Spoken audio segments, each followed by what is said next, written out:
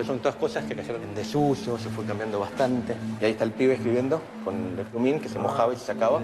Este frasco es de la tinta porque el portero pasaba todas las mañanas con aquel frasco enorme poniendo la tinta. ¿Ves? Se pone por acá, se da vuelta y sale por ahí. ¿Eso qué es? El de... ¿Qué creen que es? Esto. ¿Qué les parece que es? ¿Para qué creen que se usaba? Para mí, para llevar una cuenta de cosas. Claro, como una tablita de contabilidad puede ser. ¿Ah?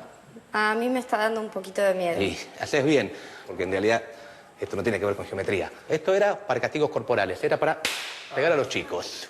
Se llama palmeta y para el museo hubo que hacerlo, porque no quedaron muchos de estos objetos, porque la ley 1420 los prohíbe, pasan a ser prohibidos los castigos corporales y afrentosos, y la escuela deja de tener estos objetos para empezar a tener de estos, ¿no? Y uno puede ver cómo entre estos dos objetos está la pelea educativa de entonces, cómo se pasa de una educación del pasado, basada en los castigos, a una educación del futuro, basada en la enseñanza. Piensen que la escuela primaria, después de la ley 1420, no solo va a enseñar a leer, escribir y contar, sino también nociones de geometría, de ciencias, de educación física. Esto se venía debatiendo hacía bastante tiempo, ¿no? Ya desde la época de la independencia aparecía la idea de cómo tiene que ser la educación de la nueva nación. Pero yo me quiero detener hoy en una fecha donde empezó un debate muy fuerte que terminó resolviendo la cuestión del lado de geometría y sacando los castigos corporales. Esa fecha, la que quiero hablar ahora, fue el 11 de abril de 1882. Ese día, bajo la presidencia de Roca, se convocó al primer congreso pedagógico organizado en nuestro país.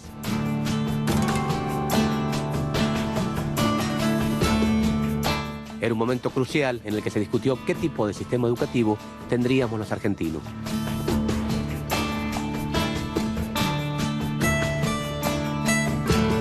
Su función fue sentar las bases para la sanción de una futura ley de educación. ¿Y por qué se hizo un congreso pedagógico en el 82? Roca tenía que hacerse cargo de las escuelas primarias porque en 1880 se capitaliza la ciudad de Buenos Aires. La provincia de Buenos Aires transfiere a la nación el territorio, pero junto con ello todo lo que había arriba de ese territorio. Las escuelas y hasta Sarmiento, que era superintendente general de escuelas de la provincia de Buenos Aires. Muy bien se llevaban Sarmiento y Roca. ¿No? Eran políticamente adversarios. Para administrar esas escuelas y además para controlarlo a Sarmiento, Roca crea el Consejo Nacional de Educación y lo rodea a Sarmiento con una cantidad de vocales católicos. Sarmiento protesta contra la creación del Consejo Nacional de Educación, que tenía como objetivo dictar una ley de educación y convocar a un congreso. Lo denuncia Sarmiento como una maniobra de Roca y especialmente de su ministro, de colocar a alguien que lo tirara de arriba y de abajo a Sarmiento para impedir que pusiera sobre el tapete su propio proyecto de ley de educación. El Congreso Pedagógico, convocado por el ministro Manuel de Pizarro, estuvo conformado por 125 educadores, entre representantes de las provincias y municipios, y también contó con representantes de Uruguay, Bolivia, Paraguay, Brasil y Estados Unidos, entre otros países. Aunque Sarmiento fue nombrado presidente honorario del Congreso, no concurrió. De hecho, sostuvo una mirada crítica en editoriales publicadas en el diario El Nacional. Entre otras cosas, Sarmiento cuestionaba la gran cantidad de participantes, sobre todo de maestras de grado. Altísimas cuestiones de Estado y de ciencia serán resueltos por una mayoría de señoras apenas preparadas para la enseñanza de las materias de la escuela primaria. Estas críticas contribuyeron a crear un clima de hostilidad en el Congreso.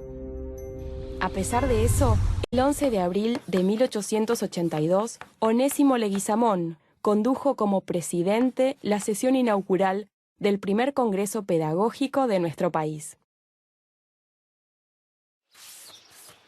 Si bien la réplica del aula que tiene el museo remite sobre todo a la época colonial, es interesante verla, porque su modelo de enseñanza todavía seguía vigente en muchos lugares del país al momento de sancionarse la ley 1420. Acá no hay aula frontal, no hay pizarrón, no hay mobiliario, No hay hileras de pupitres típicos de las aulas de las escuelas normales de fines del siglo XIX, de las escuelas de la ley 1420, porque la educación escolarizada se realizaba en forma particular. Un preceptor concurría a la casa de su alumno, salvo en aquellos lugares donde el aprendizaje de las primeras letras se realizaba en un convento o, en este caso, en un espacio cedido por el cabildo. En la medida en que esto era colectivo, si bien no había un mobiliario especial como el que hemos mencionado, algunos muebles encontramos. ¿Sí? ¿Esto qué es? Estas son cajas de arena para escribir, porque el papel era muy escaso y muy caro, entonces era mucho más barato hacerlo acá.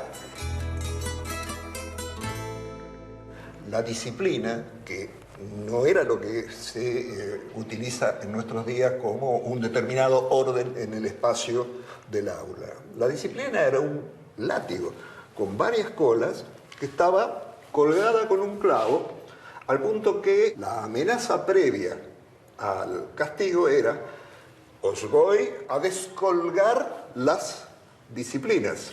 Es decir, descolgar las disciplinas significaba amenazar con que voy a azotaros.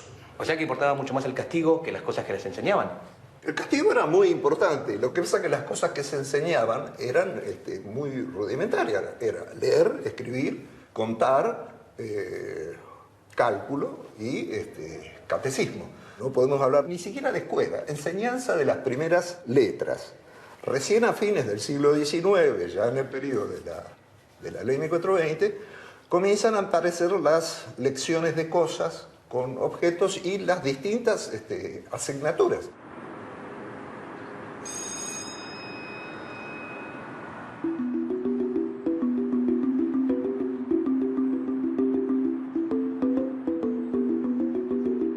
Durante este periodo, novedosas ideas pedagógicas vinculadas a la formación de la ciudadanía moderna e independiente empezaban a definir nuevos espacios en las escuelas, como aulas, claustros y patios donde el saber circulaba. Además, en ese momento, irrumpió una novedad importante. Empezaron a aparecer las asignaturas. Ya no se trataba solamente de aprender a leer, escribir y contar.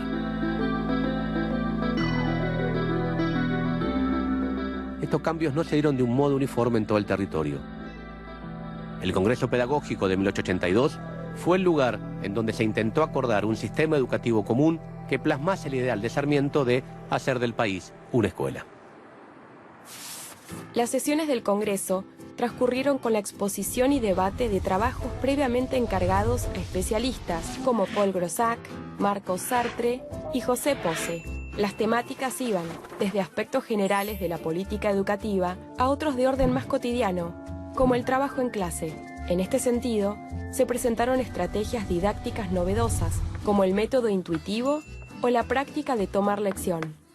Un inspector técnico recomendaba: lo primero es procurar que el niño comprenda la lección. Lo segundo es obligarle a recitar lo que ha retenido con la ayuda de un sencillo texto. Se discutió, por ejemplo, si el contenido curricular debía ser distinto y adecuarse a cada sector social, el lugar de residencia o el género, o si debía ser uno solo para toda la población. Finalmente, pudieron definirse las recomendaciones para la futura Ley de Educación Nacional. Esta tendría que ser común, obligatoria en su nivel primario, graduada, es decir, organizada en cursos o grados agrupados por edades, y gratuita. Si bien en estos puntos centrales se logró llegar a un consenso, se dio un debate en el cual no hubo acuerdo posible. Ese debate fue el de la laicidad, es decir, si se debía enseñar o no contenido religioso en clase. En torno a este tema, las diferencias entre católicos y liberales se tornaron irreconciliables. Esta disputa entre sectores liberales y católicos se vivió intensamente entre los intelectuales de la época. Los católicos sostenían que una educación pública sin religión sería una educación atea que produciría la catástrofe moral en la población. Ellos creían que una escuela sin Dios bajaría el nivel de civilización del pueblo argentino. Los liberales, encabezados por el ministro de Justicia, Culto e Instrucción Pública, Eduardo Wilde, creían que la enseñanza de religión en las aulas significaría un retroceso. Nos hundiría en el atraso y la intolerancia, y ahuyentaría y excluiría a los extranjeros, y por consiguiente sería un factor negativo en relación al progreso de la joven nación que se pretendía consolidar.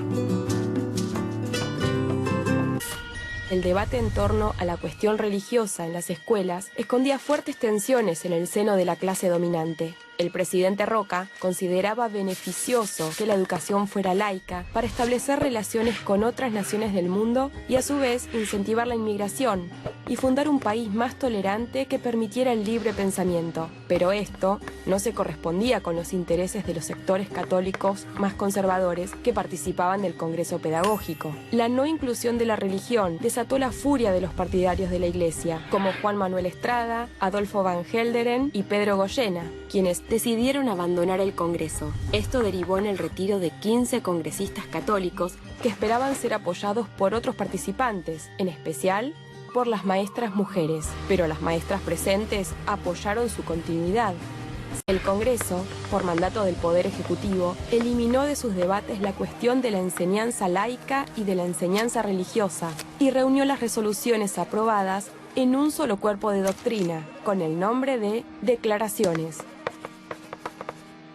O sea que salió común, obligatoria, gratuita, graduada.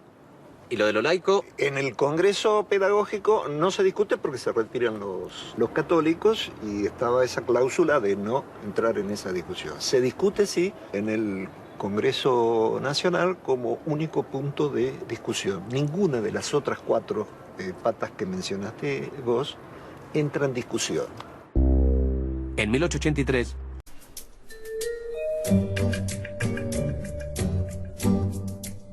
Finalmente, la Ley de Educación Común fue discutida en el recinto.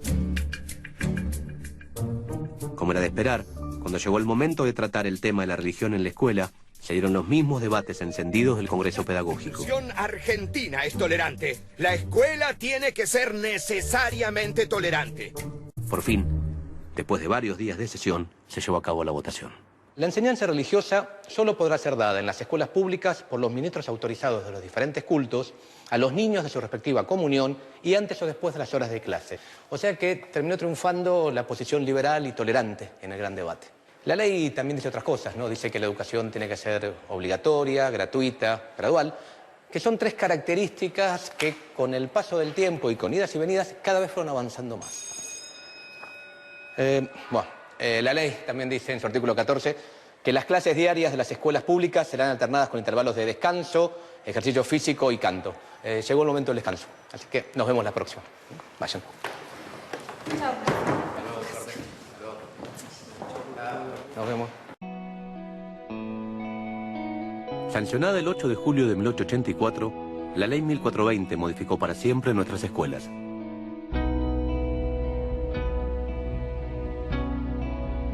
Desde su estructura física hasta lo que iba a ser aprendido en sus aulas.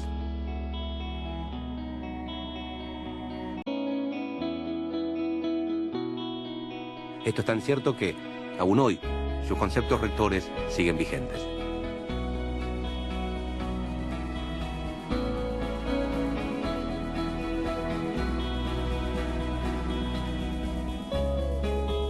Hace más de un siglo surgió uno de los más extensos y lúcidos debates de la vida democrática argentina que hizo posible que se dictara una ley de educación pública, común, obligatoria, gratuita, graduada y tolerante.